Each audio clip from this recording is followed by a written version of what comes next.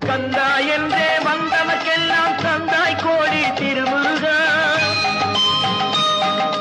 சிந்தாமணியே செவ்வே உன்னை கண்டது போதும் வடிவழகா